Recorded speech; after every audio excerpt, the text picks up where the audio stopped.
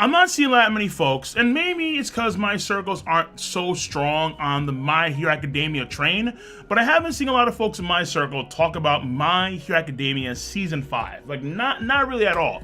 And I can understand why, because I think this season so far of My Academia has been super boring.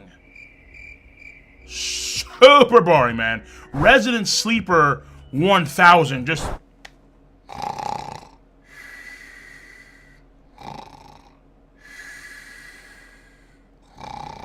The next morning. Resident Sleeper. This arc is not hitting. It's not hitting at all. The joint training arc, no sir. No sir. Now, keeping it a buck though, season 5 itself, I think did start off pretty good. There was some random fill at the beginning, but very interesting with Hawks and Endeavor, and then Dabi. Hawks doing the double, triple Agent Man. That was nice. Some backstory and the layers of manipulation behind the scenes via Hawks, but also finding out more about Hawks' intentions about making a world where heroes have too much time on their hands. Hawks, I think, is... I was a manga reader, then I changed to be an anime-only watcher for My Academia. So, but I am aware about the manga here and there on a lot of major things. And as far as I understand, Hawks gets really good, as far as I know.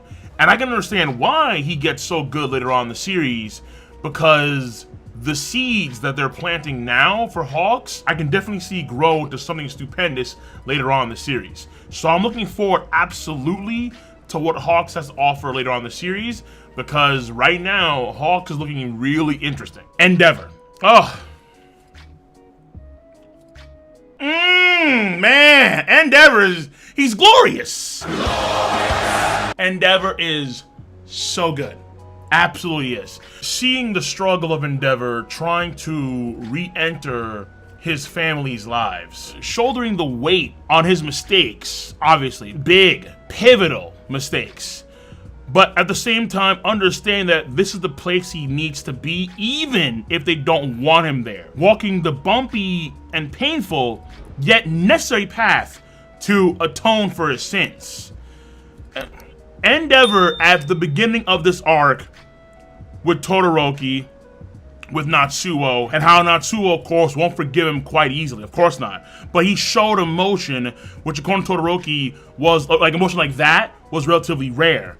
And, oh man, I actually, because I watched it recently, obviously, it's been very good. The Megalobox Season 2, Nomad, the vibes that I get from Endeavor is what I'm getting from that show as well. And it's really good. It's really good stuff. And Endeavor is, at this point in time, I'd argue, the best character in My Hero Academia.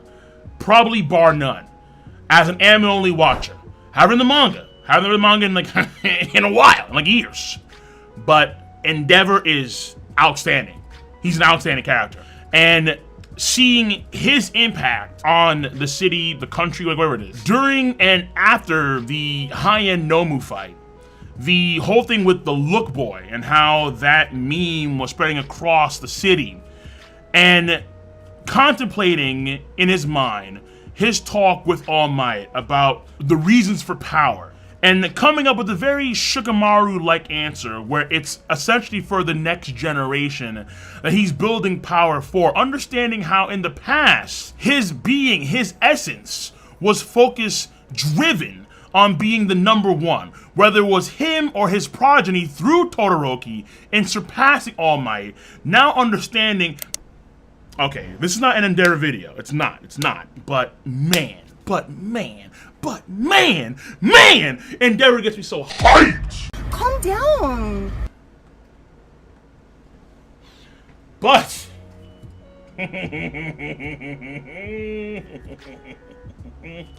this arc is not the Endeavor arc. Damn. I will save Endeavor for another video, another damn day, make no mistake.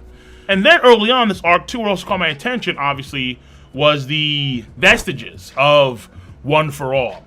The original One for All and All for One plus the past users of One for All. Something I already knew about, but still very intriguing to dive into that, obviously. Very important stuff for the history, and like very rarely do we get it in My Hero, but the necessary world building of how things were back in the day, and how between these two brothers, this kind of cascaded throughout time. All for one and one for all. Very important. Now, moving from there, the joint training arc itself. Here we go again. Class 1A versus Class 1B. Massively uninteresting. I cannot tell you how much I didn't care in the vast majority of episodes watching this joint training arc. I was... man. Now, obviously, there was a long list of characters. I got characterization and character development. Many from, of course, Class 1B. Duh. And then there are some characters who we actually care about in My Academia that got character growth. And you do get to see the difference between Class 1A and Class 1B and how they conduct themselves in this joint training arc with their teamwork in this arc, and how Class 1B in their way make up for their lack of experience with villains via this well-managed, well-balanced teamwork. Okay, fair enough. And then the animation was relatively alright, but there was one episode that was outstanding. Episode 96, I think it was. Episode 96. Woo! Man, that was... Match 3 conclusion?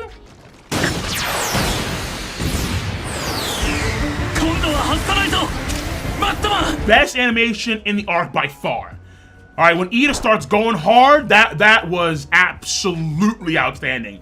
When Todoroki starts going ace from One Piece, Daien Kai, and oh my baby! That was sexy. Make no mistake. Make no mistake. However, bringing it all the way back, at the root of it all, I just don't care about Class 1B, okay? I don't give three shits.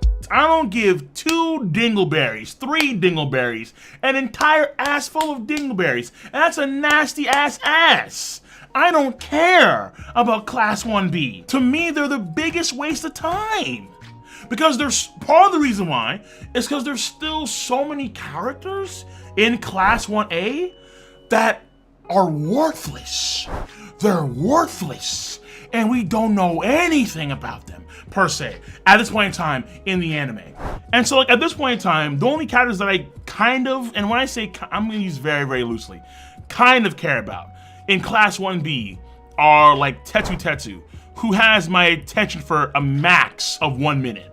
Monoma, max 30 seconds. Kendo, max 30 seconds. The rest are just straight worthless. Don't care. I don't care. I won't even bother looking up the rest of these guys' names. I don't care. I have no reason at this point in time to give a damn about Class 1B. Class 1B get the middle finger because they can f off. I don't care. At the end of the day, all I wanted to see was just their defeat so we can move on from this arc and get to some real hefty, meaty shit. Because part of the boredom of this arc is compounded by the fact that 2 arcs prior, we had the overhaul stuff, which was heavy, which was meaty, had impact, was just, damn, man, weighed 40 tons. And then the last arc, albeit a much shorter arc, and had the festival, which was really mid, and I couldn't necessarily care. I don't care. It has a man by the name of Gentle Criminal.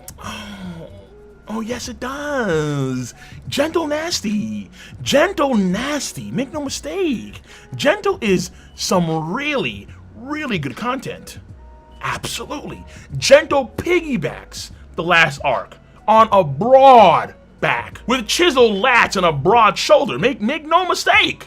Make no mistake. Gentle's the real deal. Man's a stud. Love that dude. Absolutely. And then we get this. 次回激突 A 組 vs B 組 Sheesh! In a bad way. This is a bad sheesh. In hindsight, What I would have wanted is what happened in episode 97.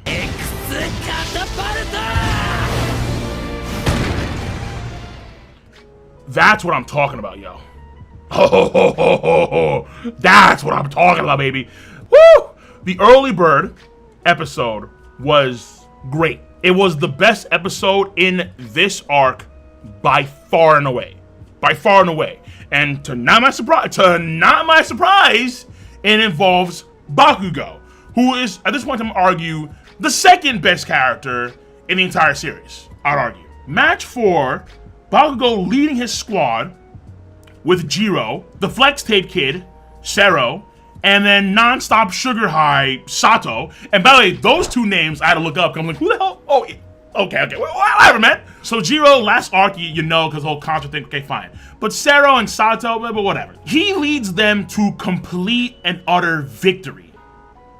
Each one playing their own role in their own unique ways. Very well thought out, very well written.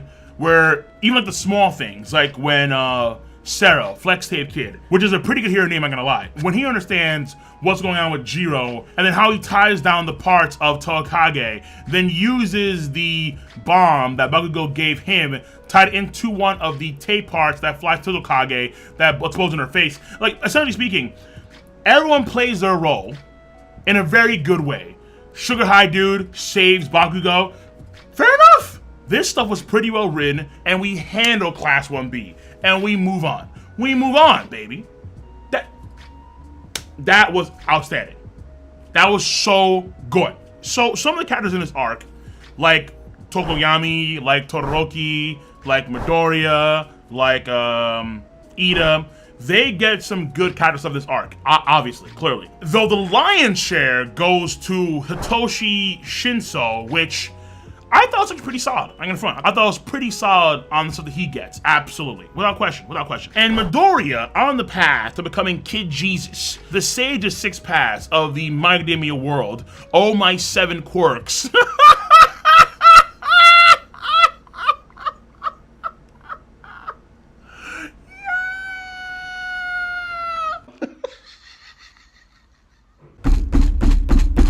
Oh, man. Hey, yo, son. Oh, my God. The memes were funny, yo. Oh, no. Oh, my 7 quirks. The hero of the 7 paths. I'm like, yo. I can't, yo. I mean, we'll have to wait and see how things play out. Obviously, we've known from Jump, since the very beginning of the series, that Deku was the one destined to be the greatest hero in the world. That is ultimately his destiny. And other people in the series like Bakugo that try and compete are just going to fall to the wayside. It is only inevitable. It is Midoriya who will stand at the pinnacle. And Midoriya is gonna have a tough time, obviously, learning various different quirks, considering how he has spent so much time and had to go through so much trial and tribulation to master one of the major quirks, the original One for All. However, the other ones are going to be struggles too, obviously. Though they do come with that bonus of, because they've all been consolidating within All for All this time, they're now stronger than the original powers themselves. Okay. I don't like where this is going. So there is a long road for him ahead, and he has to train harder than everyone else because he's going to have so many quirks at his disposal. Clearly. Obviously. Fair enough. But man, does it rub you the wrong way a little bit? It does. Yes, it does. Especially when I think about how there was so much potential you could have gone for just One for All itself. And the ways Midoriya could have actually incorporated that in ways not even All Might could. Which I think would have been an awesome way to actually show his intellect, because he's a smart kid, comparatively speaking to All Might, and how All Might operated at his peak. Stuff like that. But again, it's... At the end of the day, Midoriya is gonna get pretty busted. It'll be hard work, and I'm pretty sure other villains will match, especially All for One. And Shigaraki, I'm pretty sure, is gonna be busted as well. But general thoughts overall, this arc, I think, this latest arc, the joint training arc, I think was the most boring arc of My Hero Academia. It has 2 good episodes. One was really, really damn good in episode 97, with Bakugo, of course. And then, meh. The opening wasn't that great. The ending's okay. Overall, yeah. I'm not saying it's bad arc. No, no, no. Not bad, not bad. I won't say that per se. Because, again, character-wise, my hero's pretty strong on that front, obviously. But in terms of entertainment value? Yeah. 90% of it, resident sleeper. But on that note, let me know your stance on the subject matter at hand. I'm gonna see y'all later. You guys and gals, take care, stay safe, have a nice one.